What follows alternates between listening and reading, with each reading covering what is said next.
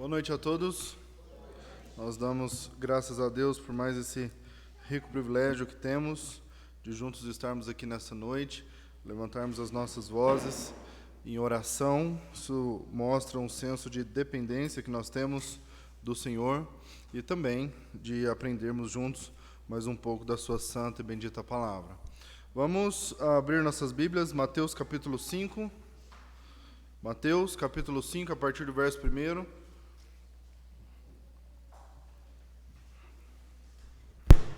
Só antes de lermos Mateus, realmente o último hino, de todos os hinos, que foram cantados, são realmente muito forte, muito bonita a letra, a melodia, as histórias dos hinos, principalmente 312. Mas o 389, Charnês pediu por último. Note bem as palavras da última estrofe. Ó quem me dera vê-lo, meu Salvador Jesus, lá na cidade bela, da qual ele é a luz, ali com seus remidos, a glória partilhar, amá-lo e adorá-lo, e nunca mais pecar. Realmente, que profundidade que nós encontramos na letra desse hino, Fala do anseio, o desejo do cristão, do salvo genuíno, verdadeiro, de estar na presença do Senhor na glória, É uma esperança real que nós, os salvos, nós temos.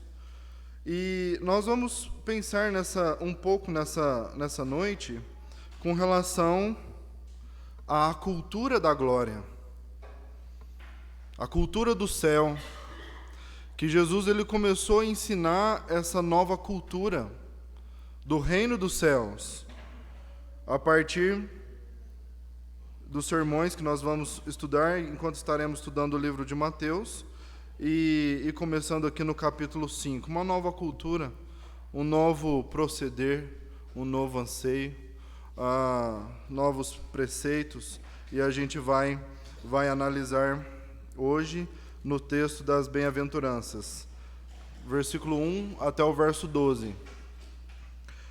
Vendo Jesus as multidões, subiu ao monte, e como se assentasse, aproximando-se os seus discípulos, e ele passou a ensiná-los, dizendo: Bem-aventurados os humildes de espíritos, porque deles é o reino dos céus. Bem-aventurados que choram, porque serão consolados. Bem-aventurados os mansos, porque herdarão a terra. Bem-aventurados os que têm fome e sede de justiça, porque serão fartos. Bem-aventurados os misericordiosos, porque alcançarão misericórdia. Bem-aventurados os limpos de coração, porque verão a Deus. Verso 9. Bem-aventurados os pacificadores, porque serão chamados filhos de Deus. Bem-aventurados os perseguidos por causa da justiça, porque deles é o reino dos céus.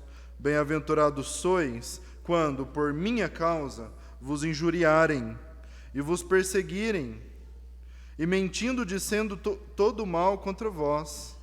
Regozijai-vos e exultai, porque é grande o vosso galardão nos céus, pois assim perseguiram aos profetas que viveram antes de vós. Até aqui, nós contamos com as bênçãos do Senhor enquanto haveremos de meditar na sua palavra. Amém. Muito bem, a partir do Senhor Jesus Cristo, a partir desse texto, ele começa a dar sermões,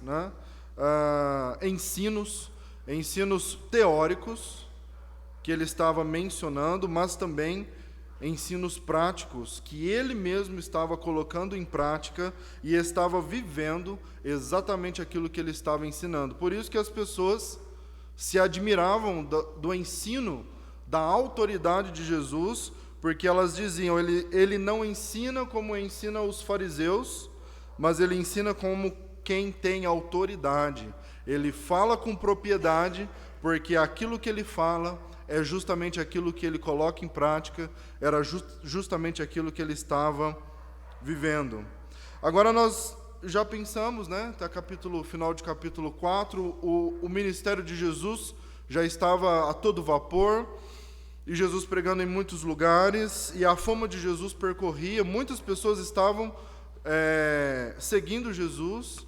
Jesus já tinha chamado os seus discípulos, E agora ele vai subir, então, no monte para dar esse sermão.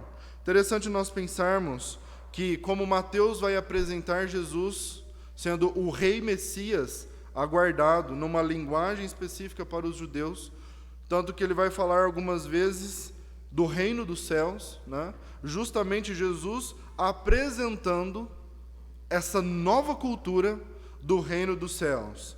E quando nós pensamos nessa cultura, nós, desde o dia que nós nascemos, nós fomos inseridos num ambiente cultural. E na sociedade em que fomos inseridos, a nossa cultura ela é chamada de terrena ou mundana, por conta do pecado. E é uma cultura caída. Quando nós olhamos para a moda, nós vemos que a moda só promove aquilo que é imoral, tantas vezes. Quando nós olhamos para a vida das pessoas, aquilo que está na moda de se fazer, aquilo que está na moda de se ir, nós vemos depravação, imoralidades, violências, maldades. Isso é a nossa cultura pela qual nós fomos inseridos quando nós nascemos aqui nesse mundo, uma cultura caída dos valores éticos, morais e principalmente espirituais. Por esse motivo, existe a necessidade, então, de nós aprendermos uma nova cultura, com a finalidade de irmos morar em um lugar onde a cultura daquele lugar é completamente oposta à cultura pela qual nós recebemos desde quando nós nascemos. Existe um ditado que diz: o mundo é dos espertos. Pode até ser verdade, mas os céus são dos santos, são dos salvos e não dos espertos. O mundo é dos espertos no sentido de velhacos, no sentido de passar a perna para obter lucros, no sentido de fazer o outro de um trampolim, de puxar o tapete do outro. Essa é a nossa cultura, que engana, que rouba, que mente, desde que eu seja beneficiado, desde que os meus prazeres estejam sendo alimentados, desde que eu estou obtendo lucros, fama, dinheiro, poder. Então tudo vale. Essa é a cultura caída a qual nós fomos inseridos nesse mundo por conta do pecado. Agora Jesus vai apresentar uma cultura invertida. Um reino de ponta cabeça. Um rei de ponta cabeça. O rei desse reino dos céus é aquele que venceu, mas através da morte, através do sofrimento, através de se humilhar, através de assumir a culpa que não era dele. E agora nós vamos ver, aqui nessa porção das bem-aventuranças, valores invertidos, pelo qual nós estamos acostumados num mundo corrupto, num mundo onde as pessoas vivem, né, nessa cultura caída. Versos 1 e 2, Jesus vendo as multidões e também os seus discípulos, ele sobe no monte e começa a ensinar. A palavra que Jesus estava pregando era: arrependam-se, arrependimento dos seus pecados, mudança de opinião, mudança de mente, que leva a uma mudança de atitude, exatamente a mesma pregação de João Batista.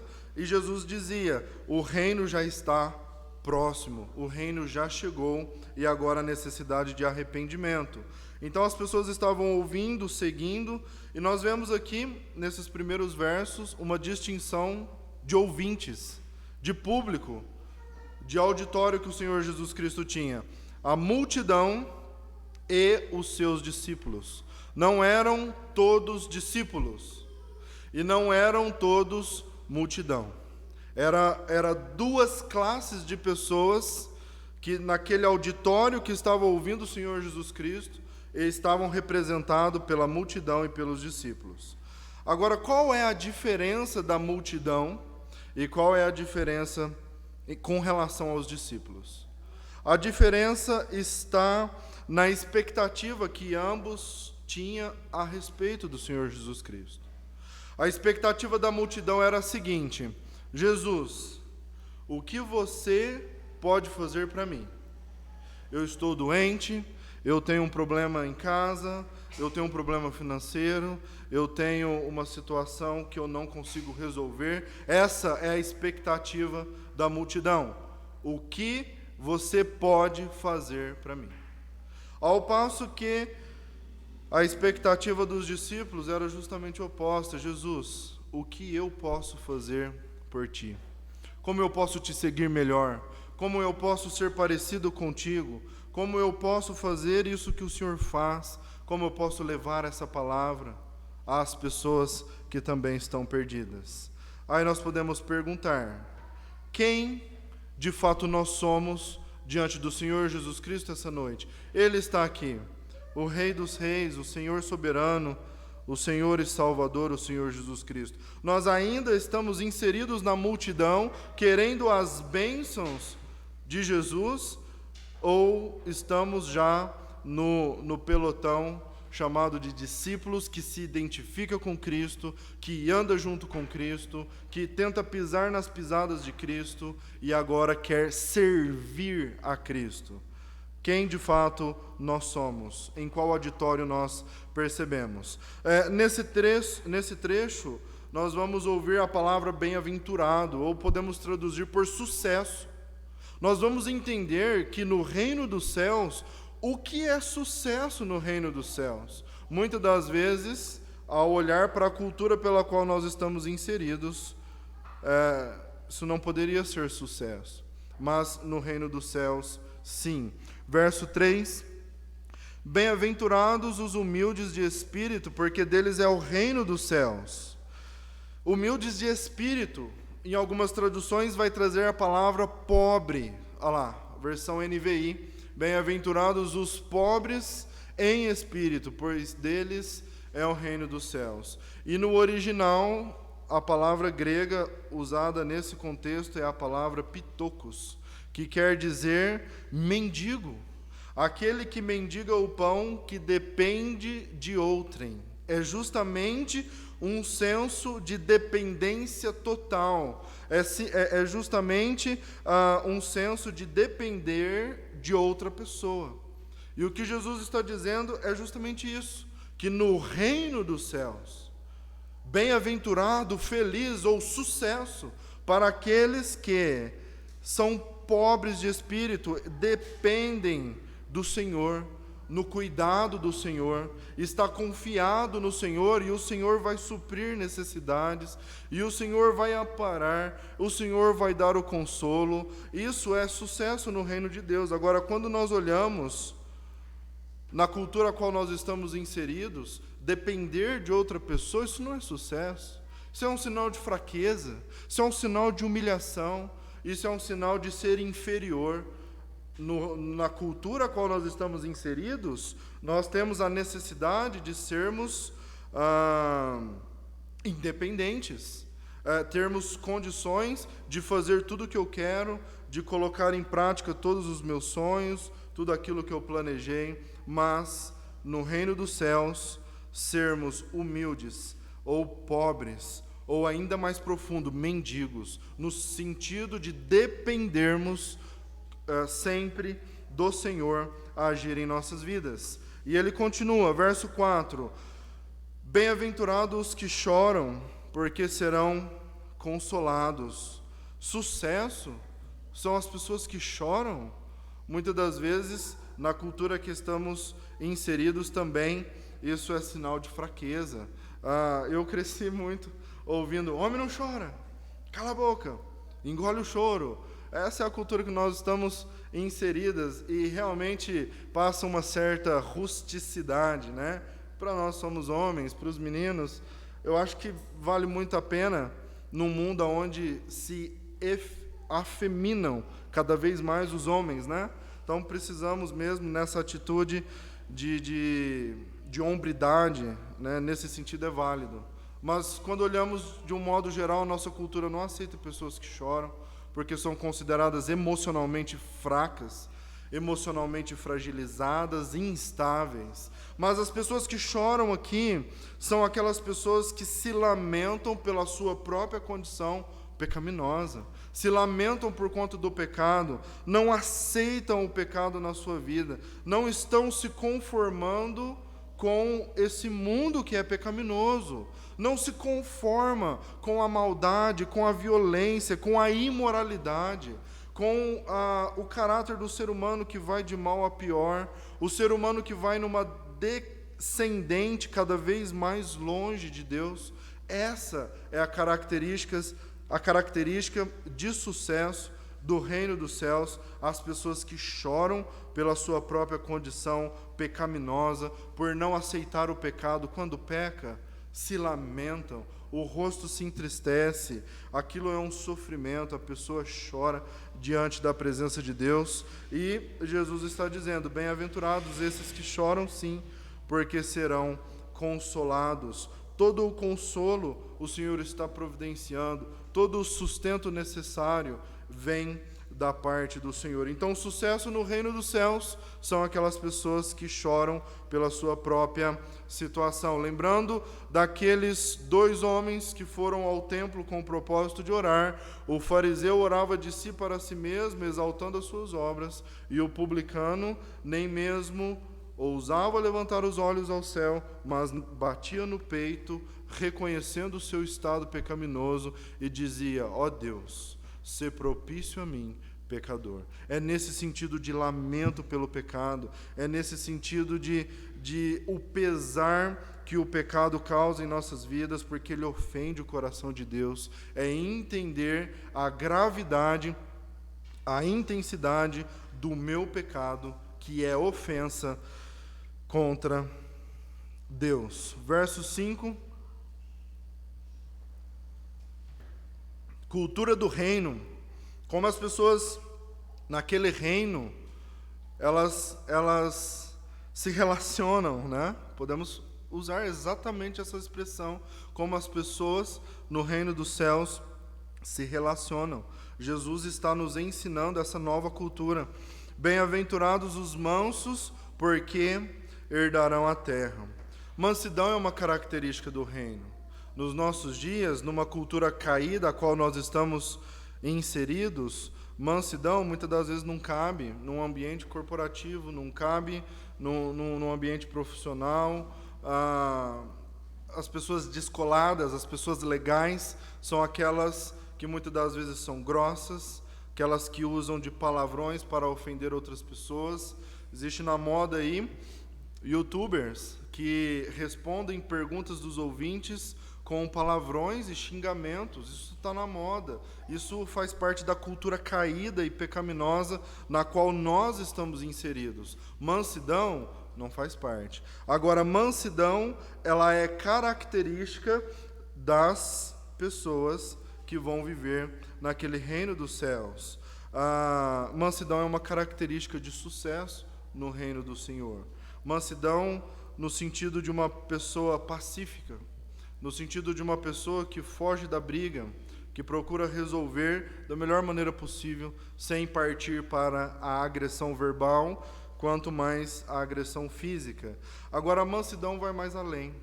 Mansidão, ela é aquelas pessoas que vai abrir mão dos seus próprios direitos e focando mais nos seus próprios deveres.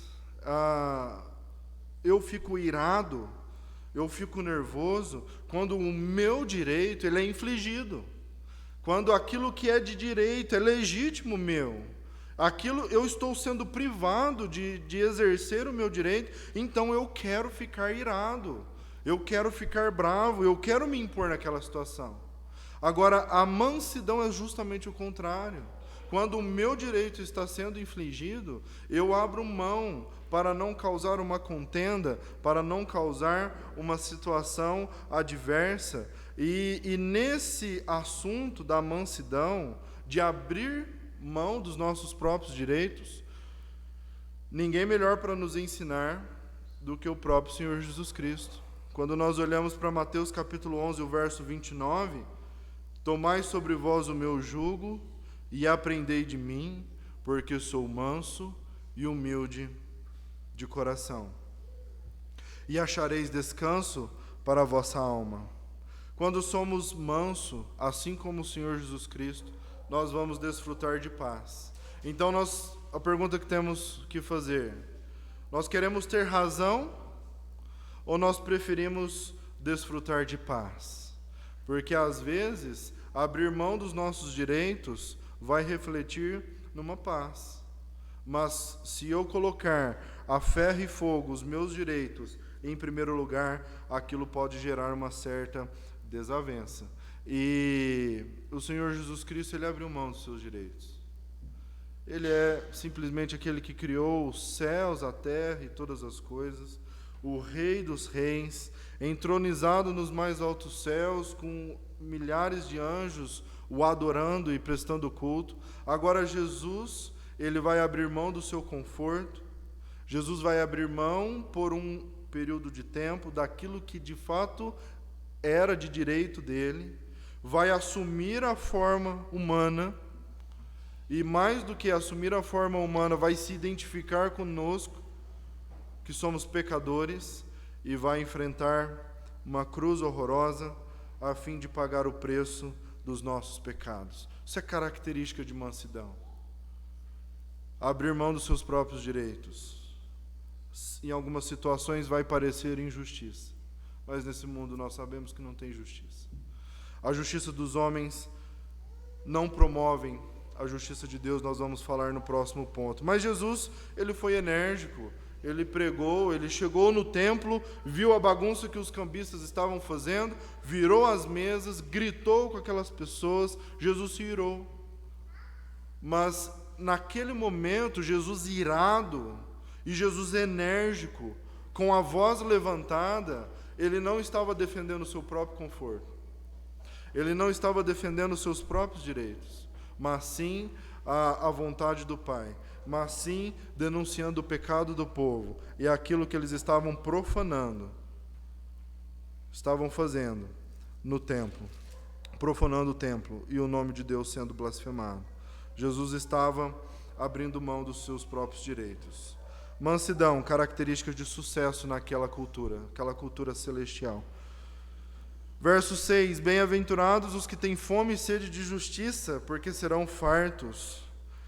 Mais uma vez, já entrando no assunto da justiça, nós sabemos que em muitas situações haveremos de sofrer situações que parecem e são injustas, porque nós vivemos num mundo injusto. Nós trabalhamos com pessoas ímpias, pessoas que são injustas, principalmente no ambiente corporativo, numa grande empresa, onde as pessoas, para se dar bem, têm a necessidade de fazer política. Eu te dou algo e você me dá algo. Eu te beneficio dessa forma, você me beneficia dessa forma. E no ambiente corporativo, as pessoas vai fazendo justamente isso, e nós conseguimos perceber injustiças, muitas vezes grandes injustiças.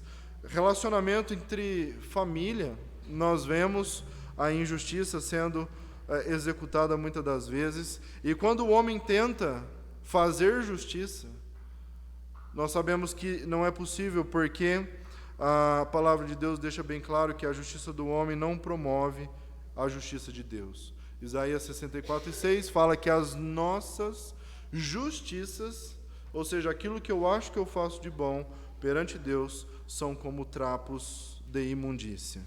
Então, é nós termos a coragem de entregar diante de Deus situações que são injustas conosco, e não requerermos o nosso direito, e não brigarmos, e não irmos e fazermos, mas sim entregarmos diante daquele que julga retamente todas as coisas. Essa é a cultura dos céus, porque Deus disse: eu sou o vingador. Ele vai vingar todas as coisas, ele vai tomar contas de todas as coisas, ou seja, todas as pessoas haverão de prestar contas diante do Senhor um dia, tanto os salvos no seu tribunal, quanto os ímpios no grande trono branco, e serão lançados na condenação eterna. Então, ter sede e fome de justiça é almejar pela justiça de Deus, para que Deus haja e promova a justiça verdadeira, e não aquele sentimento que eu estou sentindo por ser injustiçado, e não aquele sentimento de amargura que está no meu coração, não aquele sentimento de raiva, de ira, por eu ter sofrido alguma situação nesse sentido, mas sim entregar aos cuidados do Senhor. E aí nós vamos ver Deus agir. Cultura do reino. Justiça, seremos fartos no mundo que vivemos, um mundo de injustiça. Verso 7, bem-aventurados os misericordiosos, porque alcançarão misericórdia. Sucesso no reino dos céus é sermos misericordiosos. Muitas das vezes, como estamos inseridos numa cultura caída, pecaminosa, quando agimos de misericórdia para com outra pessoa, nós seremos taxados de bobos.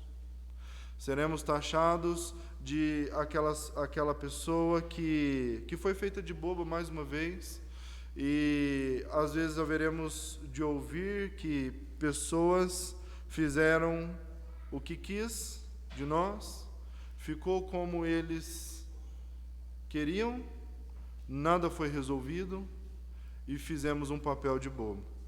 Tantas vezes, por estarmos inseridos nessa cultura caída por conta do pecado, se agirmos com misericórdia, essa será a impressão que nós vamos ter diante das pessoas.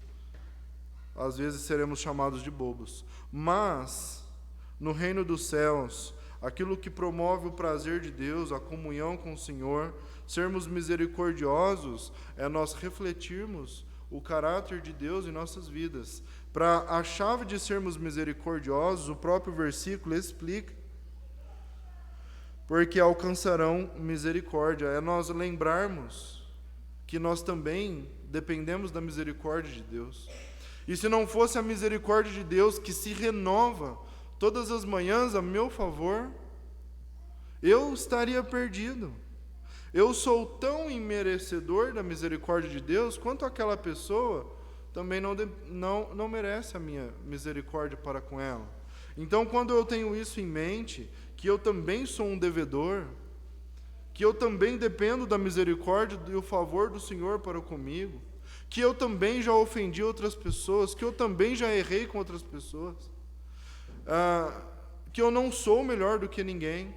Então, quando eu tenho isso em mente, é saber quem de fato nós somos. Nós temos condições de agir com misericórdia com aquelas pessoas que às vezes errou conosco, às vezes nos ofendeu, às vezes se equivocou, e nós temos condições de nos colocar no lugar e agir com misericórdia, porque nós dependemos da misericórdia, do cuidado, do amor do Senhor para conosco diariamente em nossas vidas. Verso 8, bem-aventurados os limpos de coração, porque verão a Deus. Sucesso no reino dos céus são limpos de coração. O foco, tanto aqui nesse verso, como no restante do Sermão da Montanha, nós vamos perceber que o foco está no interior, no íntimo, aquilo que produz no nosso coração. Quais são as motivações pelas quais nós fazemos isso, pelas quais eu vou na igreja ou faço aquilo outro, algum tipo de trabalho. O foco está no interior. Então, Jesus vai revelar aqui uma santidade interior, e ela vai externar com atitudes práticas, com vestes práticas, com palavras práticas, com ações práticas. Então, a santidade está dentro de nós. Uma vez que nós fomos salvos, o Espírito Santo está produzindo em nós o fruto do Espírito, então a santidade está no nosso interior. O Senhor que sonda os nossos corações, Ele vê se há em nós algum erro, algum pecado, Ele coloca o dedo na ferida, Ele coloca o dedo no problema, para que possamos tratar, e então o nosso caráter vai sendo aprovado, nosso caráter vai sendo transformado à imagem e semelhança do Senhor Jesus Cristo. Então aqui fala de uma vida de santidade. Ímpios nunca verão a Deus, Pessoas que não são salvas nunca verão a Deus para ter relacionamento com Deus no ambiente aonde Deus mora. No reino dos céus é um lugar onde somente estarão pessoas salvas, ou seja, pessoas santas que aprenderam essa nova cultura. Porque você imagina um ímpio que não sabe nada da Bíblia, que não sabe nada dessa nova cultura e que está inserido nessa cultura caída, tentando viver naquele lugar. Não faz sentido. É exatamente por isso que ímpios serão condenados no inferno, porque viraram as costas para Deus, escolheram o pecado, ao invés de se arrependerem e se converterem e receber essa nova cultura do reino. Porque lá nos céus é instalado uma nova cultura. É assim que as pessoas vivem. Para nós exemplificarmos, pense num momento que pessoas cristãs estão reunidas para algum momento de comunhão. Aqueles momentos que passamos na chácara, por exemplo, ficamos com o propósito de desfrutarmos de comunhão uns com os outros. Estava sendo preparada ali uma janta tão gostosa que nós comemos. Estávamos ali brincando, brincadeiras sadias, contando piadas santas, piadas muitas das vezes até sem graças. Mas a alegria do cristão não está na imoralidade das piadas. E muitas das vezes achando graça das piadas sem graças. E é verdade. E os cristãos estavam ali gozando de momentos tão gostosos e louvando o Senhor, cantando corinhos. Aí se tem uma pessoa ímpia no nosso meio. Como ela se sente ali no nosso meio? Ela não se sente inserida naquele ambiente. É uma expressão, um peixe fora d'água. A pessoa não encaixa, parece que tudo está ruim, não está legal, não tem o mesmo papo, a pessoa fica meio sem graçona, fica aquele sorriso amarelo, a pessoa não se sente à vontade no meio dos cristãos. E seria justamente isso que aconteceria no caso de pessoas ímpias habitando aquele lugar, além de outras coisas, é claro, injustiça e tudo mais. Mas pense nessa mesma pessoa ímpia, no caso de uma festa mundana, aonde estaria tocando ali um pagode, e mesmo que essa pessoa nunca viu uma pessoa que toca, ela teria condições de chegar, se sentir à vontade, conversar com os músicos, fazer amizade muito facilmente. Pessoas que nunca se viu, nunca se encontrou, mas são pessoas ímpias. E a amizade flui entre elas.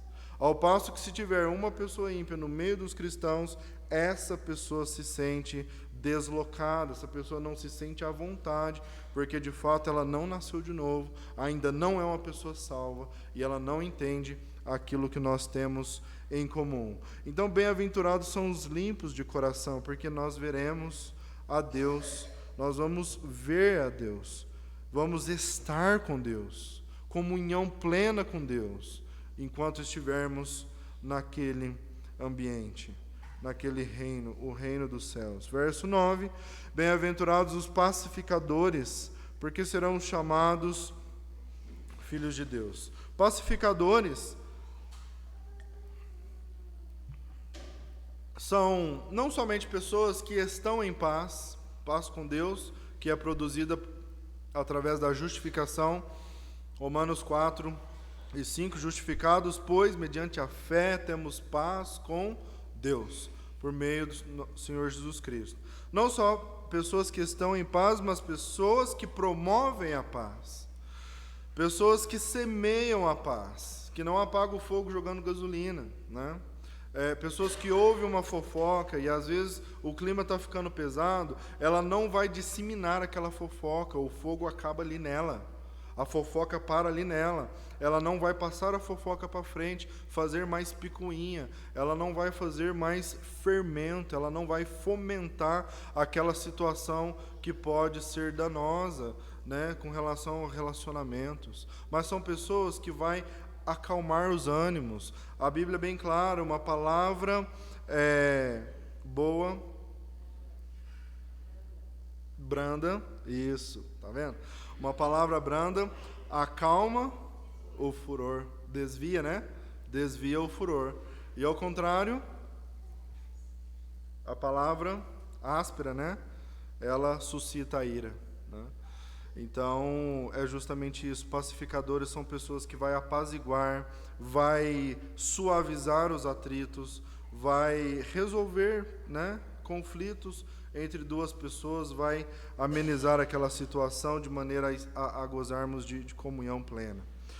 E a última parte do texto envolve os versos 10, 11 e 12, que está falando justamente com relação à perseguição, como foi mencionado, e ao nosso propósito pensarmos com relação à perseguição dos cristãos durante esse mês de junho, né?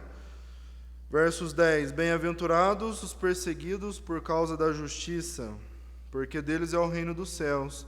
Bem-aventurados sois, quando por minha causa vos injuriarem, e vos perseguirem, e mentindo, disserem todo mal contra vós. Regozijai-vos e exultai, porque é grande o vosso galardão, porque assim perseguiram os profetas que vieram antes de vós.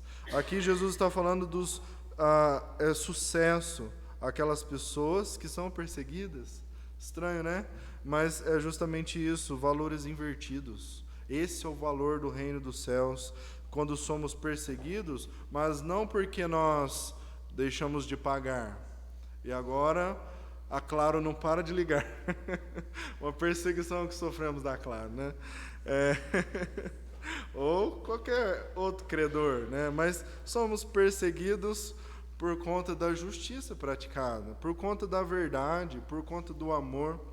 É termos coragem de abrir mão do conforto, de ficarmos calados num ambiente profissional, por exemplo, e nos identificarmos com Cristo. Porque nós sabemos que, se eu falar de Cristo naquele lugar, as pessoas vão me taxar de bobo, as pessoas vão zombar de mim, porque é um ambiente imoral, porque as pessoas estão ali praticando imoralidades, e se eu me identificar com Cristo naquele ambiente, eu vou sofrer algum tipo de perseguição. Não perseguição física, não no sentido que vamos ser levados, açoitados, presos, pelo menos, não por enquanto, mas poderá um cenário semelhante a esse se estabelecer no futuro, e assim por diante, conforme nós vemos algumas profecias. Mas, nos dias que estamos vivendo, no país que nós vivemos, por enquanto nós temos liberdade. A perseguição que sofreremos será uma certa injusta, uma certa zombaria, né? Uma certa... vão zombar de nós, seremos ridicularizados. Mas então Jesus está falando, bem-aventurados sois se vocês passarem por tudo isso por conta de mim, né? E aqui eu acho um grande exemplo nós lembrarmos o que os discípulos, os apóstolos sofreram logo após a ascensão do Senhor Jesus Cristo e as igrejas que estavam sendo espalhadas, e eles ficaram alegres. Atos capítulo 5, versos 40 a 42, diz o seguinte: chamando os apóstolos, açoitaram-nos e ordenando-lhes que não falassem em nome de Jesus, e os soltaram. Eles se retiraram do sinédrio, regozijando-se por terem sido considerados dignos de sofrer afrontas pelo nome de Cristo. E todos os dias, no templo e de casa em casa, não cessavam de ensinar e pregar Jesus o Cristo. Então os apóstolos foram açoitados, foram afrontados, eles saíram de lá alegres por ter se identificado com Cristo, porque foi justamente isso que Jesus sofreu: afronta, perseguição, açoites, crucificação e morte por conta dos nossos pecados. Agora os seus discípulos estavam sendo considerados dignos de passar, de padecer, de participar dos sofrimentos do Senhor Jesus Cristo, com relação à rejeição, o ódio, a raiva. E eles não deixaram de continuar falando de Cristo, de casa em casa, e estavam no templo pregando o Senhor Jesus Cristo. Realmente nós possamos nos alegrar, porque por mais que sejamos ridicularizados, por mais que sejamos afrontados, o Senhor está vendo, e o Senhor, Ele é rico em galardoar. Ele tem prazer em recompensar, como um pai amoroso que ama, né, dar alguma coisa de bom para os filhos.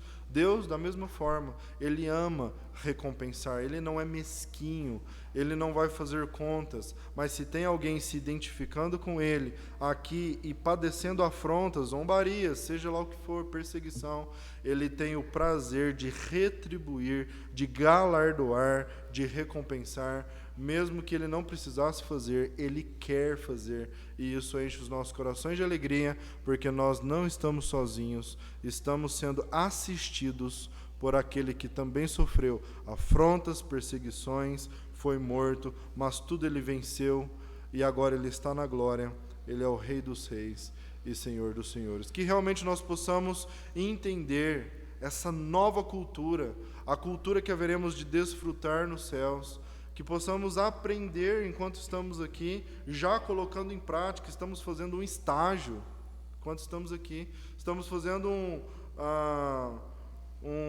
aquele período, né, que os médicos entram no hospital, residência, é justamente isso, estamos fazendo uma residência ali, antes de chegarmos no verdadeiro e desfrutarmos daquela cultura celestial. Graças a Deus que existe uma nova cultura, né? Porque a cultura pela qual estamos inseridos não poderia permanecer eternamente, né? Uma cultura tão ruim, caída por conta do pecado. Que o Senhor nos abençoe a colocarmos em prática aquilo que temos aprendido da palavra do Senhor. Amém.